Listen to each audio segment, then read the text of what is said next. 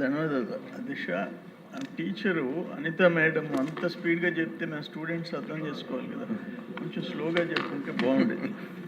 సరే, ఏదేమైనా 26 సంవత్సరాల తర్వాత ఈ చట్టాలు తేవటం చాలా ముఖ్యం. ఎందుకంటే ఇది ఆషామాషి బిల్లు కాదు అధ్యక్ష, ఇది అవసరమైన చర్యలు. ఇప్పుడు రీసెంట్గా వేట్లపాలెం కాకినాడ దగ్గర 23 మంది చనిపోయినారు ఆ క్రాకర్స్ తయారు చేసే ఫ్యాక్టరీ. నిజామాబాద్ ఫర్నిచర్ షాప్లో 15 మంది చనిపోయినారు. కర్నూలు బాలాజీ నగర్ కూలర్లు తయారు చేసే ఫ్యాక్టరీ ఫైర్ యాక్సిడెంట్ చూసాం. ప్రగతి నగర్ హైదరాబాద్ ఫర్నిచర్ షాప్ చూసాం.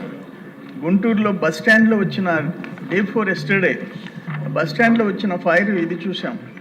ఆల్వాల్లో కార్ల షోరూమ్ అగ్ని ప్రమాదం చూసాం. నేనేమంటానంటే ఇప్పుడు ఈ చట్టం చాలా అవసరం. ఒకటి, హై రైజ్డ్ బిల్డింగ్స్ వచ్చేస్తున్నాయి. ఇప్పుడు అమరావతిలో మనం చూసాం ఎంత పెద్ద బిల్డింగ్స్ వస్తున్నాయో.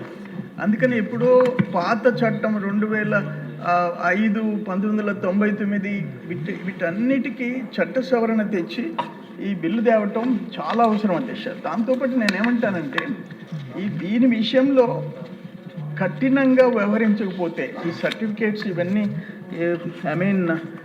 సరళతరం చేసామన్నారు.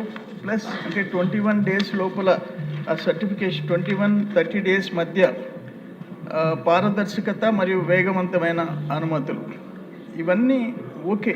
బట్ సేమ్ టైం డిపార్ట్మెంట్ చాలా స్ట్రిక్ట్గా ఎవరైనా లైసెన్స్ లేకుండా, ఫైర్ సర్వీస్ లైసెన్స్ లేకుండా నిర్మాణాలు చేసిన, ఫ్యాక్టరీలు నడిపిన కఠినమైన చర్యలు తీసుకునే విధంగా ఉండాలని చెప్పేసి మీ ద్వారా కోరుకుంటూ ఈ బిల్లుని నేను మద్దతు ఇస్తున్నాను అధ్యక్ష.